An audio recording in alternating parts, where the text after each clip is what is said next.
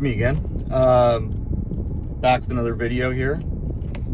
Just trying to get through my weekly workout series here and just talk about what I do on the day-to-day.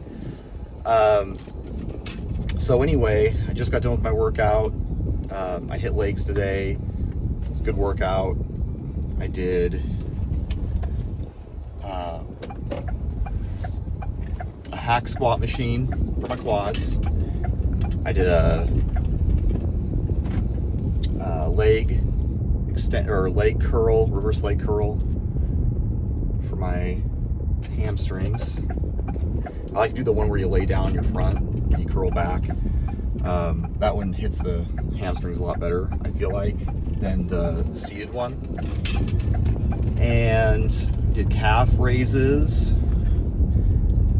Also did the adductor and abductor machines. Now I feel like those are really, really good too, especially when, you know, trying to work all the muscles on the inner part of the thigh, the outer part, you know, all the glute muscles, and just engage all that and bring it together, because it actually helps, you know, when you're stabilizing everything, you know, and trying to perform more complex movements like a squat.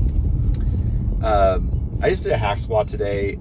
I actually messed up my back quite a while back, you know, a few years ago, and actually had to get a microdiscectomy, which is a minimally invasive surgery in your lower lumbar spine, because they had to remove a little piece of my disc that was herniated, and it was pinching on my nerve there and just causing all kinds of pain in my SI region all the way down my leg, and it was just causing just such bad sciatica I couldn't walk. So essentially, I got that surgery done, and since then I've been taking it easy on some of the, you know, more high impact lifts like the squats and the deadlifts and stuff like that. I used to lift fairly heavy on both those lifts, but lately I've just been doing the machine versions of those, and actually they've been working pretty well. So I really like the way a squat feels, because it just hits everything really, really hard. But, you know, a hack squat and then like a back hyperextension can do really, really good to hit the posterior chain. So that's what I did. Just kind of followed through with that situation. And then, you know, follow up a little bit of Stairmaster, just as a good finisher. You know, to really just, you know, especially you put that on, you know, when it's on an incline and it's decent pace, it just really hits the entire posterior chain, you know, because you're just really, you know, you're really stepping up on those steps. You're really flying. It's almost like doing like stairs or bleachers when I was in school back in the day.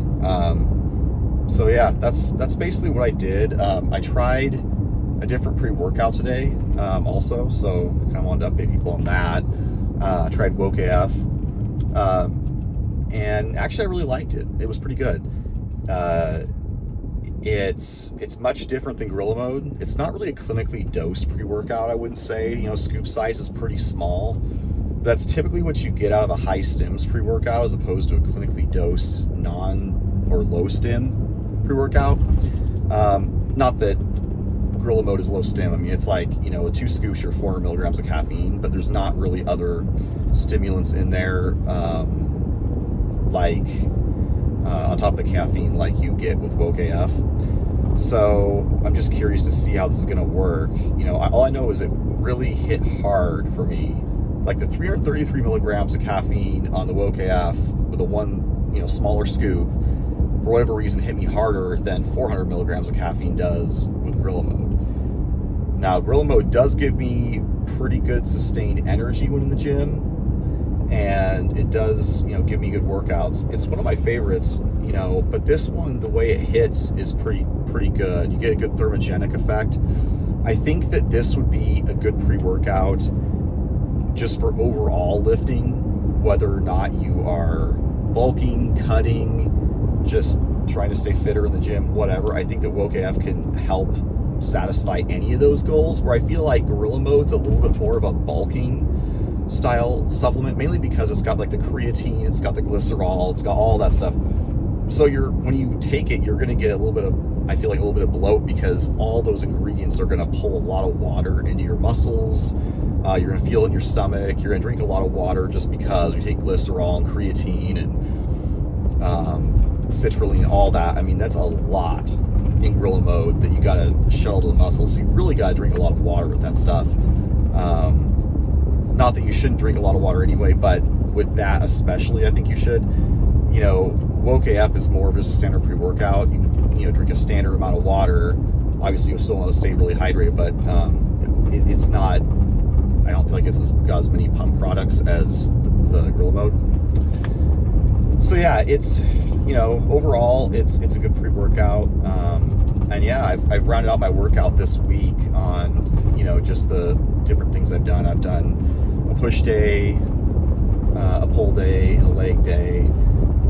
You know, a little bit further into the year, I think once I hit, I don't know, maybe later in the fall, I want to start doing a little bit more higher impact exercise again, like the squats and deadlifts. I do want to mix some of those in.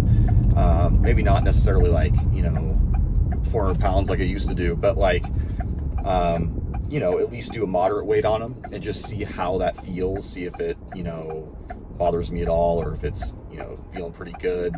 Right now, I'm just trying to be in good, just overall shape, to the point where it doesn't really matter what kind of lift I do. I can get in the proper positioning for it. I can, you know, handle it. I'm flexible. I can run fast. I can lift, you know, quite a bit, but yet I'm not like, you know, powerlifting shape, but I'm not, you know, a marathon runner either. I can do, you know, a little bit of everything pretty well.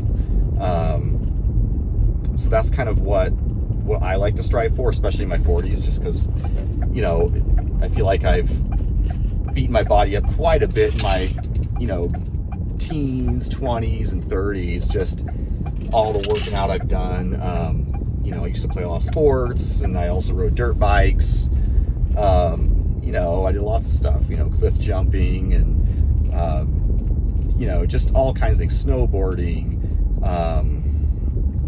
You know, I raced cars and, you know, rode bikes and, you know, did a lot of hiking and just a lot of stuff that, you know, takes a lot of, takes a toll on your body. I mean, obviously it's good to stay active, but the negative, you know, drawback of staying active is that you end up, you know, using your body quite a bit. And, you know, when you're younger, you don't always do things the way that you should be doing. I mean, sometimes you just don't do things, you know, you don't lift with a proper form, or you know, you don't use proper judgment when going off of a jump on a snowboard, and you know, land on your back, or, you know, you catch an edge and land on your face and sprain your wrist, or your, you know, whatever, or jack your knee up.